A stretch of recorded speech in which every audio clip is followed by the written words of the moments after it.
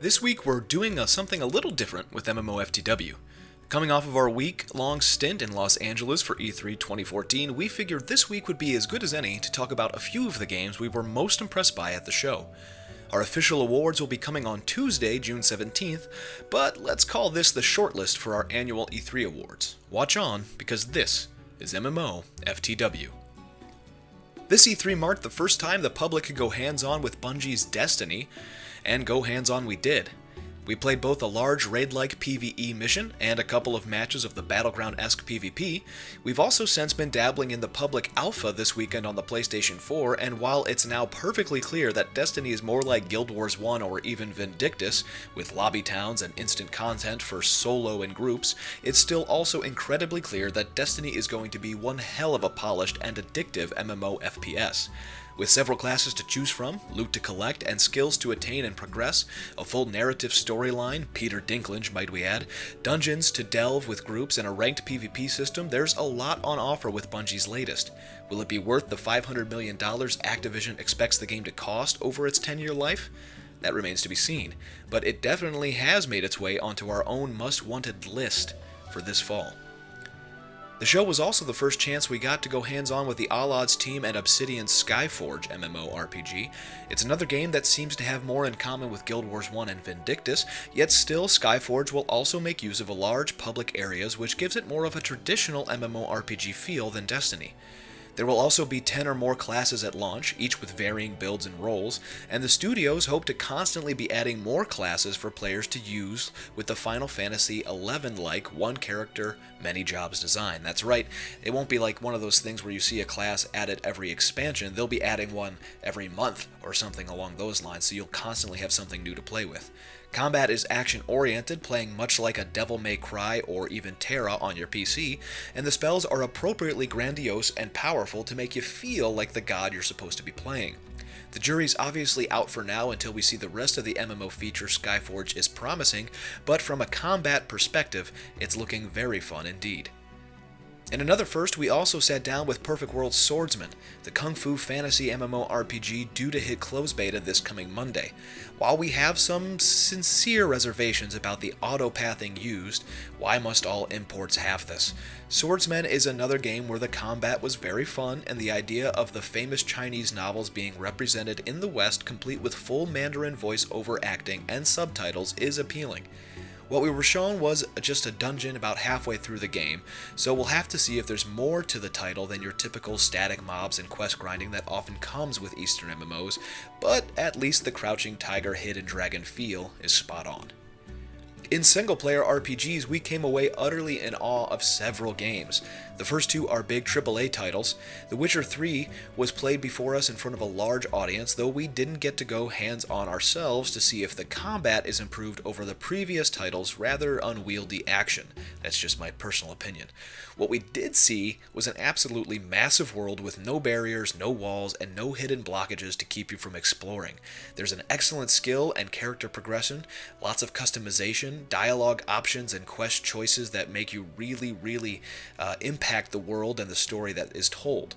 The Witcher 3 looks every bit the kind of game RPG fans hold up as near perfection, and we simply can't wait for February's launch.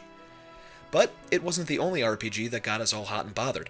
Monolith's Middleearth, Shadow of Mordor may be lore sacrilege, but it also happens to be looking a lot like one of this fall's best games. Huge production values, including the stellar voice acting of Troy Baker and many others, the look and the feel of Jackson's Middle-earth, and the free-roaming action of Assassin's Creed put Shadow of Mordor way up there on our do-want list. In the demo we played, we got to command and subvert orc generals and captains as we worked towards building an orc army. Plus, as Trillian, the ranger, you wield the spectral powers of a wraith wronged by Sauron who wants revenge. Again, it may have Tolkien purists hissing and Tolkien himself may be rolling in his grave, I don't know, but this action RPG looks very promising and very polished, and it heads towards an October launch that we're all very much getting excited for. And in terms of indie RPGs, Obsidian's crowd-funded Pillars of Eternity is shaping up to be every bit the Infinity Engine classic RPGs that backers are hoping for, like Icewind Dale and Baldur's Gate and those kind of games. Our full preview is embargoed until later this coming week, but trust us for now, this one's a keeper. We also came away very impressed with Ubisoft's show, The Division and the Crew, which was on hands once again. We saw it before back at PAX East. The former is towing the quasi-MMO line with instanced worlds where you can join up and join friends seamlessly, while the latter is touting a scaled-down but massive recreation of the continental US to drive all over with thousands of others in real time. The Crew, as always, played incredibly, and The Division, though not ready for hands-on, was very detailed and seemed to hit all the right notes for fans of cover-based shooters. It's kinda like Mass Effect in that regard. Imagine a single-player game that you can turn into co-op on the fly in a world where thousands of others are fighting the same fight, even if you only see them at towns and lobbies and that sort of thing. This isn't exactly Azeroth, and that's okay. This is definitely not your traditional MMOs, and well, it's not necessarily a bad thing. It was a show filled with all these sort of quasi-MMOs, proof that maybe we as fans should be redefining what we expect from online gaming. For instance, Rich Vogel's Battlecry, once a game we thought was just a 16 versus 16 fighter, turns out to have a persistent map where 3 factions vie for control of territory, classes and gear progression, crafting, and even material harvesting. Say what? Yes, that's what we said. We'll definitely be keeping our eyes on this one as the alpha demo played beautifully, and it's heading towards, I think, a 2015 launch, but later this year there will be a beta, I think. And let's close up MMOFTW with Elite Dangerous and Star Citizen. Both games were at the show, both were finally playable, and both sport the sort of detail that space sim fans will go gaga over. Star Citizen in its incredibly deep flight mechanics and physics, and Elite in its absolutely stunning recreation of our entire galaxy. I mean, every star you can see in the night sky is there. These are the kind of games the Oculus Rift was invented for, and we honestly can't decide which one is more impressive, though we can say that each will require quite a bit of practice as they pose a steep learning curve for novices. This isn't like old school Wing Commander, wherever you point you can fly, or Rogue Squadron. This is something where you actually have to think and play, or you'll get burned.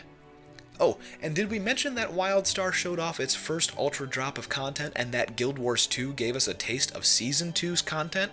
We didn't? Well, you'll just have to wait next week for more details on those. Thanks for watching another week of MMOFTW. Don't forget to follow us on Twitter, YouTube, Facebook, and Twitch at MMORPGcom without the dot. I'm Bill Murphy. You can follow me on Twitter at TheBillMurphy. See you next week, and remember, don't let a bad pug get you down.